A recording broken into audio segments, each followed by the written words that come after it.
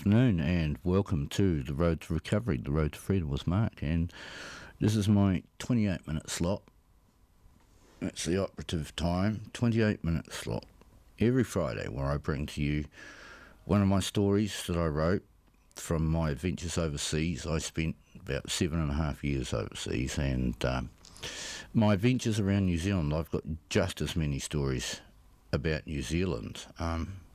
I guess because it's such a spectacular place, and we are so lucky to have so much. We've got everything here in the Wairarapa. Beautiful mountains, countryside, and south and east coasts. Both Lake Ferry, Narwhal, Cape Palliser, and of course Riversdale and Castle Point and Matakona and all that too. So, we are blessed to live in such a wonderful part of the country, and that's why I moved here. I am originally from Wellington, or at least the Hutt Valley and Wellington, and I moved up here for the weather, for the countryside. I didn't know a soul, and I still don't know too many people in my town, and that's the theme that I want to talk about today. But firstly, I'd just like to say thank you ever so much to T.G. McCarthy Trust for sponsoring us, for helping us and allowing us to continue to do what we do. Thank you very much to Wairarapa TV for coming on board and just adding that little bit of extra zing, another string to our bow. They're doing a fantastic job promoting the Wairarapa, the Greater Wairarapa, and they fully deserve your support. And most importantly, tell your friends and family. Try and encourage other people to support. The best form of advertising is word of mouth. And lastly, but certainly not least, I'd like to thank Michael and Veronica for supporting me for all these years, allowing me to do this show. I've done a lot of radio and stuff in the past, but that was really mostly advertising and things through my work. And, I've been in the newspaper a lot, weirdly enough, but I never really expected that we would have a full-on internet, radio, television. It's a really, really great thing, and certainly worth supporting. And if you know of anyone who would like to get involved, want some advertising done, it can be a one-off, or you could just make a donation to Arrow Radio. They're a not-for-profit organisation, and they empower people like myself who would otherwise not have a voice at all. Minorities who slip through the cracks, and that's what they do so well. My little topic is mental health, and what I want to point out to you and what I want you to think about is how much you, personally, influence your society and this world. It is amazing what just a kind word can do for someone suffering from mental health. Something generous, something kind, something nice, a box of chocolates on their birthday, spend $5 on them. It's not the amount. I mean, you could just make a homemade card. It is the fact that you say, I care and you matter. You matter to me. You are an important person, in my life at least. And you are an important person in society. Also, encourage anyone suffering from mental health, be that depression, bipolar, whatever. Try and encourage them to get out, go for a walk in the park, down by a river or the sea. Water is a very, very healing, I would suggest almost holy thing that is really good for the soul and the mind and can really lift the spirits. But also to try and come up with an idea of something that they would like to do, something that they would like to achieve. Because anyone suffering from mental health knows that moment, remembers very well that first step, that very first little bit of success, and how much encouragement you gain from that. When you suffer from something like depression, you put the blinkers on and you cannot see outside that narrow bands that you're in. All you can think about is your depression, and it feeds upon itself, and you tend to isolate yourself as well. So that's why I say getting out, engaging with someone, being friends. You have a hell of a lot more power than what you realise.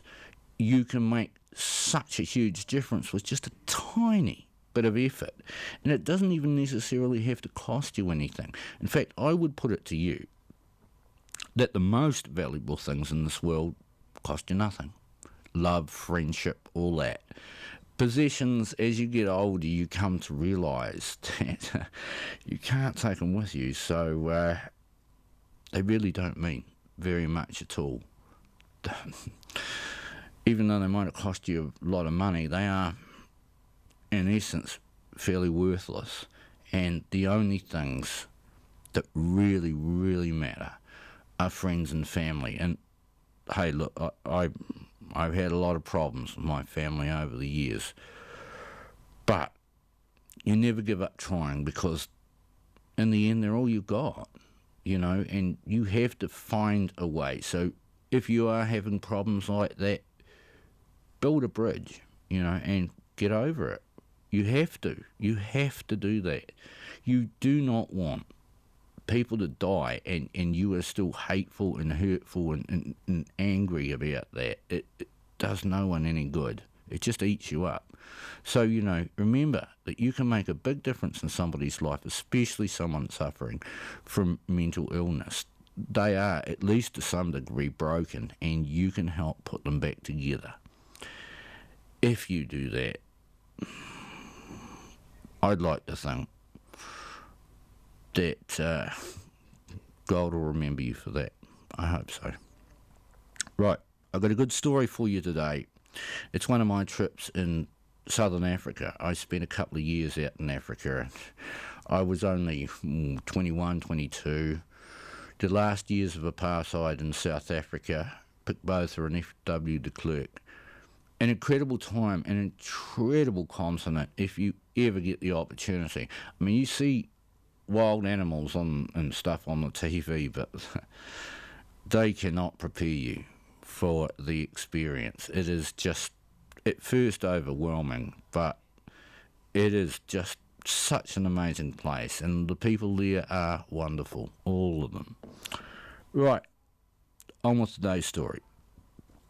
Victoria Falls, Ehwangi Game Park. Four of us, CD, Wayne, Dave and myself, drove west across the northern Kalahari. We had just come from Chobe National Game Park in Botswana and headed into Victoria Falls in Zimbabwe. Mugabe had only been in power for a few years, and Zimbabwe, though now poor, still had signs of what a rich country it was when it was southern Rhodesia. The many years of war, however, had financially crippled the new Zimbabwe, and no improvement was in sight. This meant the tourists who did venture up had plenty to spend, and there was no shortage of accommodation. As we left Chobe, the desert started to take over again, so I drove from dawn till dark to get through to Victoria Falls. It is also named the Smoke That Thunders, and a few kilometres from the falls, we could hear the falls and see the mist in the sky above. Victoria Falls are reputed to be the largest in the world, and they are truly a sight to behold. Even before we laid eyes on them, they impress with a mighty thundering sound as we approach. The mighty Zambezi River feeds this natural wonder, and at first it is hard to take it all in, as it is some 1,700 metres long and some 100 metres from top to bottom. The Zambezi spills over a level sheet of basalt, making the drop sharp and spectacular. It is so sharp, the falling water creates a permanent mist rising high up in the air to about 400 metres. It creates a rainbow above the falls by day, and a lunar moonbow can be seen on a full moon. The spray comes shooting upwards like inverted rain. Despite having been discovered by Livingstone as late as 1855, it has captivated tourists ever since, and we were no exceptions. We spent the best part of the first day there on the more spectacular Zimbabwe side, where it is possible to get right up to the edge of the falls and see to the bottom. It was slippery and dangerous at the edge, but well worth the risk for the view.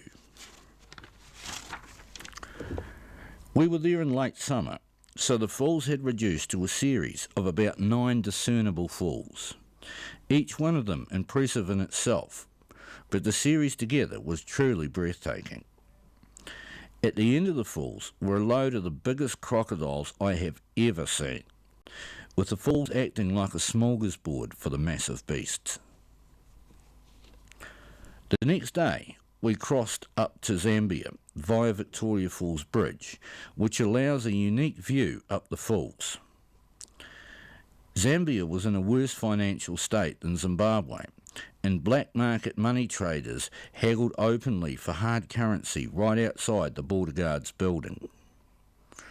We left the car at the border and took a taxi to the nearest town to get on the gin and tonics. We then returned to one of the safari lodges where we had a fine meal on the riverfront as we watched the sun go down. Unfortunately, we drank too much and got stuck in Zambia when we missed the border closing. We were forced to sleep in the open, despite the warning signs of roaming lions. We ended up instead being eaten alive by mosquitoes, but relieved nonetheless the next morning. We spent a few days at Victoria Falls, viewing them from every way possible, spellbound by their great length and volume. The weather was very hot, and lent itself to drinking and wandering along the falls. Altogether too soon, it was time to leave the Victoria Falls and head south to Hwangi National Game Park. Hwangi Park is dotted with natural waterholes called pans. Some are fed by natural springs and some by 2 large lakes. Sorry, spider.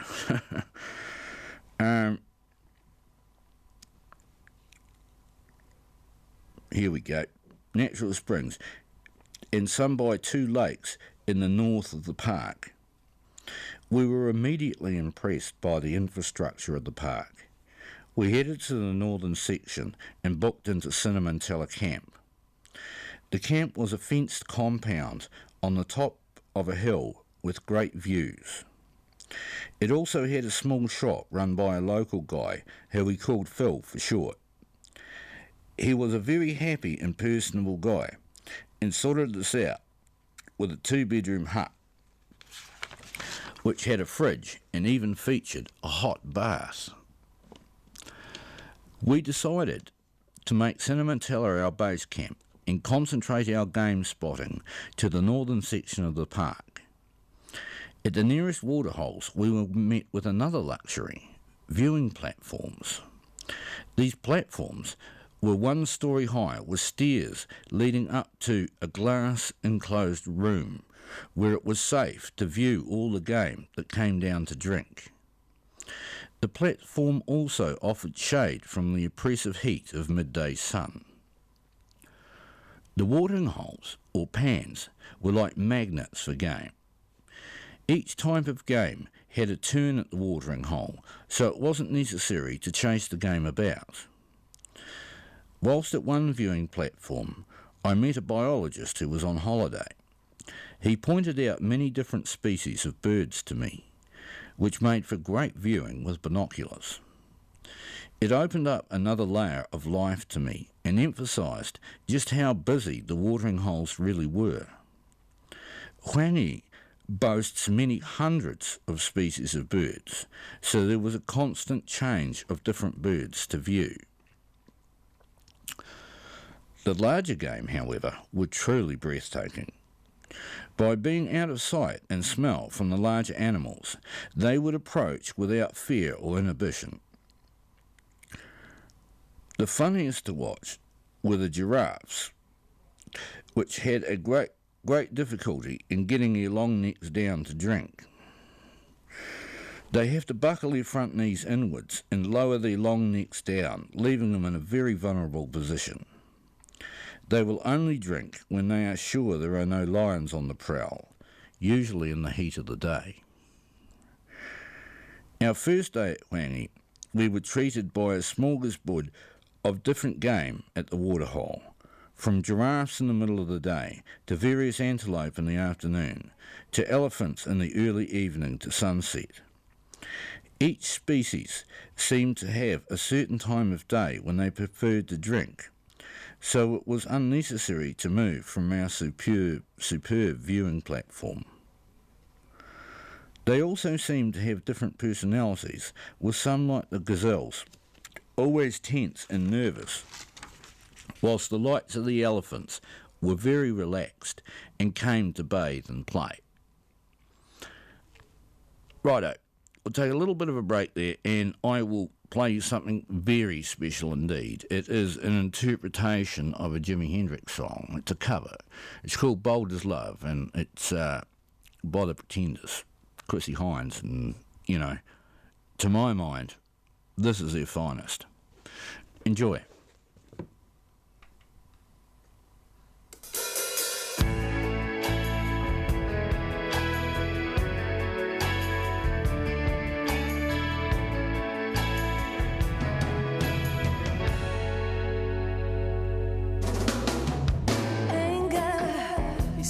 Towering in shiny metallic purple armor, queen jealousy, envy waits behind him. Her fiery green diamond sneers at the grassy ground. Blue are the life-giving waters taken for granted. They quietly understand. No one's happy turquoise armies lay opposite ready, but wonder why the fight is still on. But they're all bold as love.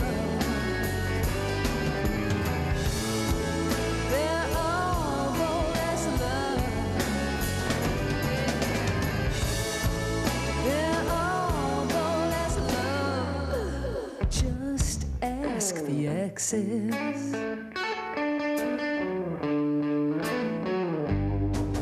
My red is so confident he flashes with trophies of war and ribbons of euphoria. Orange is young, full of daring, very unsteady for the first full round. My yellow in this case is not so mellow. In fact, I'm trying to say it's frightened like me. And all these emotions of mine keep holding me from giving my life to a rainbow like you. But I'm bold as love. Yeah, yeah. I'm bold as love. I'm bold as love. Just ask the exes. He knows everything. Yeah, yeah.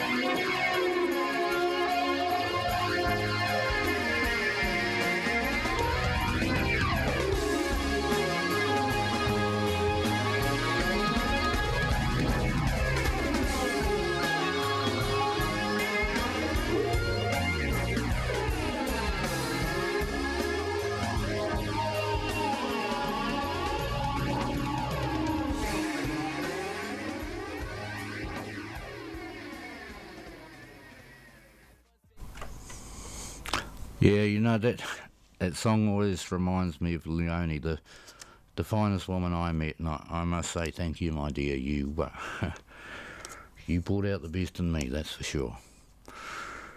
Well, welcome back to the Road to Recovery, the Road to Freedom with Mark. This is my 28-minute show, and the show is about mental health, about mental illness and suffering from depression. And I have all my life. I have a number of disorders, unfortunately. But what I want to emphasise is that for most, not necessarily all, but at least for the majority of people, things like depression are recoverable illnesses. There is a way through and a way out and a way on to a better life.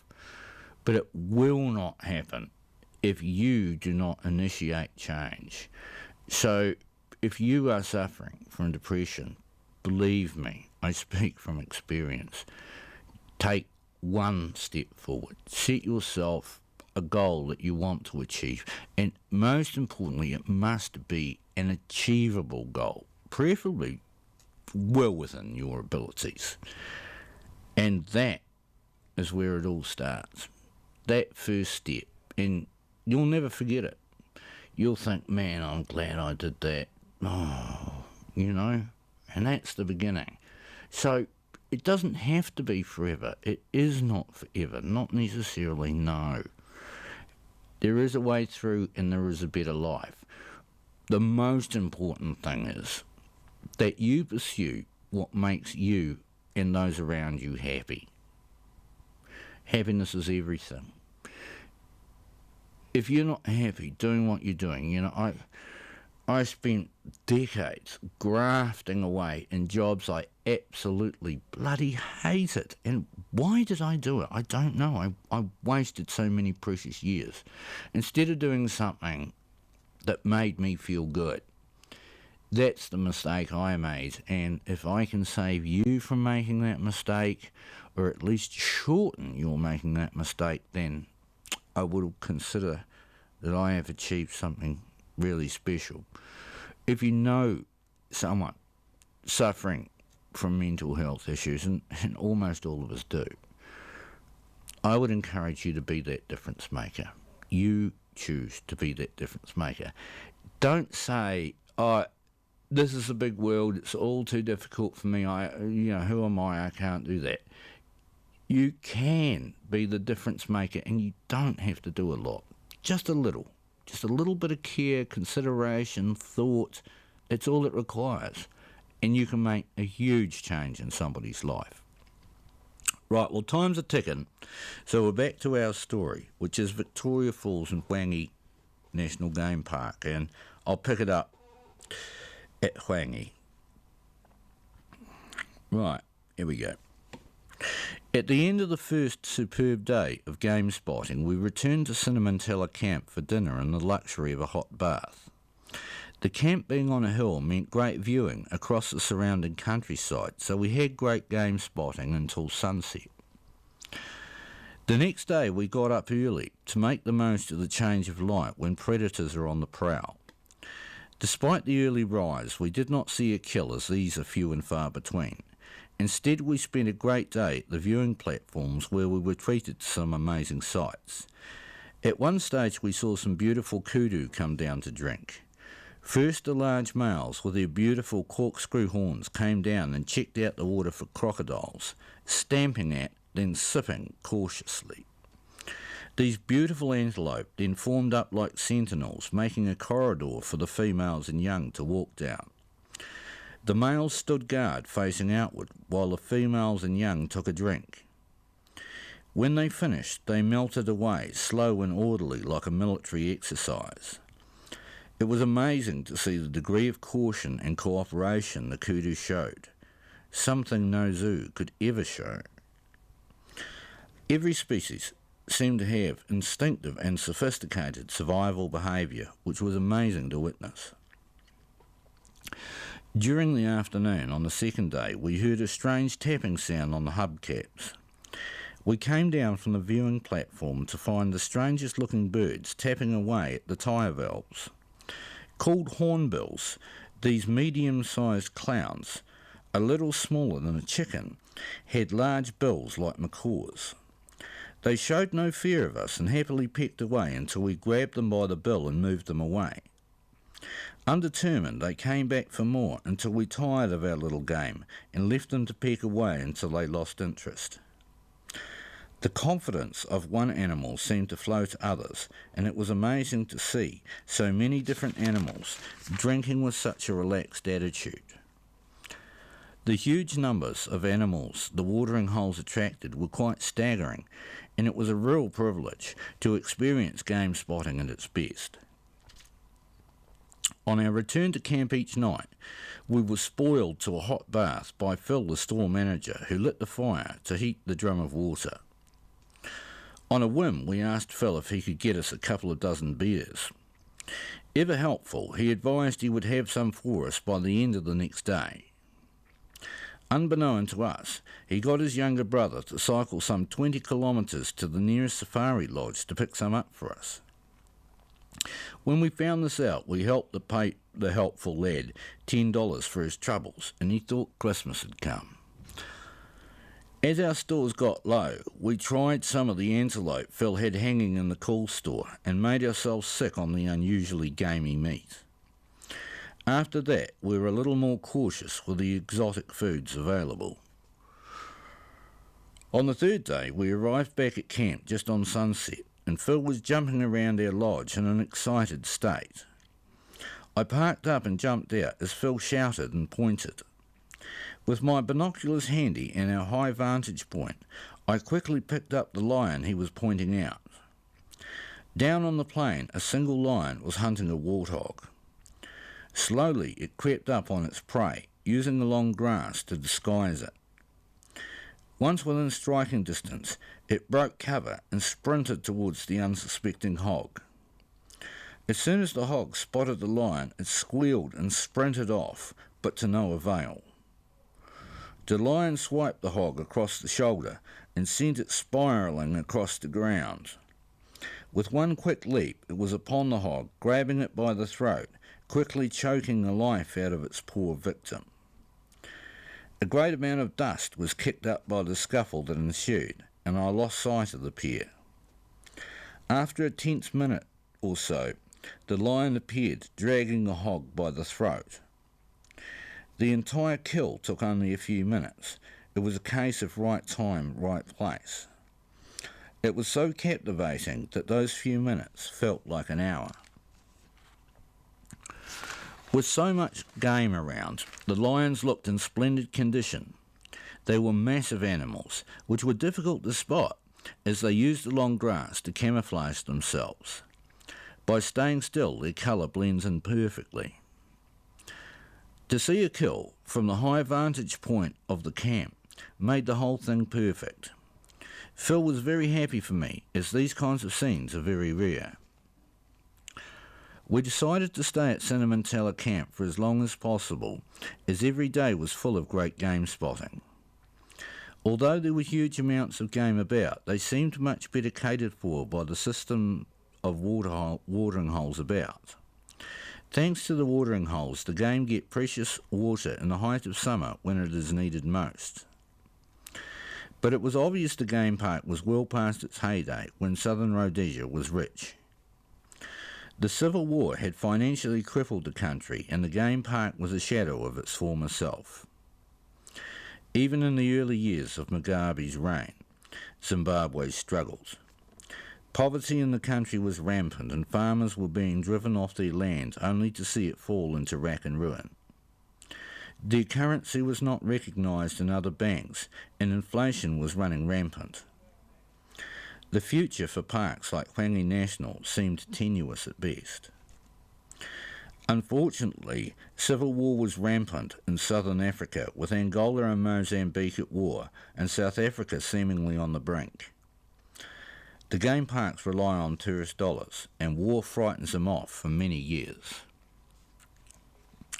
Special places like Hwangi National Game Park would never be able to reach the glory days of old, when hunters paid huge prices to shoot trophy animals. In stark contrast to the rampant poverty in society, countries like Zimbabwe are rich in natural minerals like copper, platinum and gold. Huge profitable mines employing tens of thousands of miners are all over southern Africa, but the region is fraught with social problems. Illiteracy is rampant, and people in their millions live in slum conditions. All the time, civil unrest boils along, simmering over now and then. Zimbabwe was a microcosm of southern Africa itself, with gems like Victoria Falls and Hwange Game Park and huge mineral wealth. A country with massive potential that should be rich, but instead was poisoned by minority rule, then ravaged by ugly civil war. Finally ending up with a dictator was the final nail for Zimbabwe. It is impossible to visit southern Africa and not be awe-inspired by its natural beauty. So too, it is impossible not to feel for all the poor souls who suffer poor governments. I feel like I lost some of my innocence there, and there seems no easy solutions for the problems of the region. In the many years since I visited the region, the ANC's Mandela government came and went and delivered hope without solutions. Many South Africans of all races emigrated to Australia and New Zealand. Successive governments have failed on schooling, health and unemployment. Zimbabwe, slowly strangled by Mugabe's rule, has suffered badly, but places like Hwange still exist as destinations for those keen for adventure. For my part, my feeling is of great contrast. I will never forget the falls and the beauty of Hwange Park. I hold out hope for these magnificent places and their beautiful country. Yet I feel such sorrow as the people of Zimbabwe suffer. I hope someday soon democracy will help them to a better place. I know I will never forget our adventures in the blazing sun. I leave some part of me there and take the memories of those sunsets in return. The end. Well, I've got to say goodbye. I've overrun by 2 minutes. I hope you enjoyed the show. I certainly enjoy bringing it to you. Be good, help someone, and I'll catch you next week. Thanks very much for tuning in, and hope you enjoy. See you later.